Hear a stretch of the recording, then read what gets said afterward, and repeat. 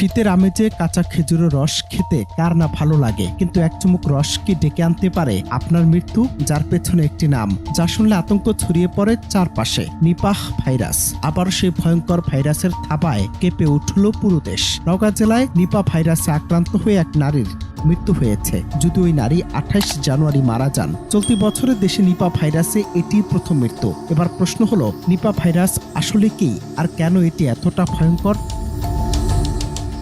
সাধারণত Nipah virus একটি মারাত্মক জুনোটিক ভাইরাস, অর্থাৎ এটি প্রাণী থেকে মানুষের শরীরে ছড়ায়। মূল বাহক হলো ফলখেকো বাদুড়। এই বাদুড়ের লালা বা মূর্তে দূষিত কাঁচা খেজুরের রস, ফল কিংবা পরিবেশের মাধ্যমে মানুষ আক্রান্ত হতে পারে। শুধু তাই নয়, আক্রান্ত ব্যক্তির সংস্পর্শে ওই ভাইরাস ছড়ানোর প্রমাণ রয়েছে। 2001 সালে বাংলাদেশে প্রথম নিপাহ ভাইরাস শনাক্ত হয়। এরপর প্রায় প্রতি বছরই শীতের মৌসুমে এই ভাইরাসের সংক্রমণ দেখা দেয়।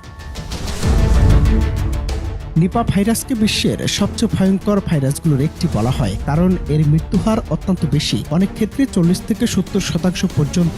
সংক্রমণের শুরুতে জ্বর, মাথা ব্যথা, বমি ও দুর্বলতা দেখা দিলেও অল্প সময়ের মধ্যে এটি মারাত্মক রূপ নেয়। রোগীর শ্বাসকষ্ট, খিঁচুনি, মস্তিষ্কে প্রদাহ এবং কোমায় চলে যাওয়ার ঝুঁকি তৈরি হয়। সবচেয়ে ভয়াবহ দিক হলো, এই ভাইরাসের এখন পর্যন্ত কোনো নির্দিষ্ট প্রতিষেধক বা টিকা তৈরি হয়নি।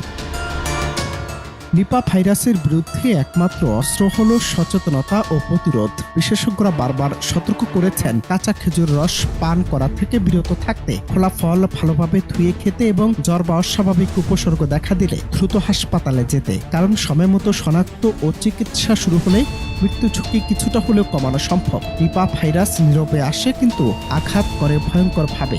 এই বাস্তবতা মাথায় রেখে এখনই সতর্ক হওয়াই বাঁচার একমাত্র পথ।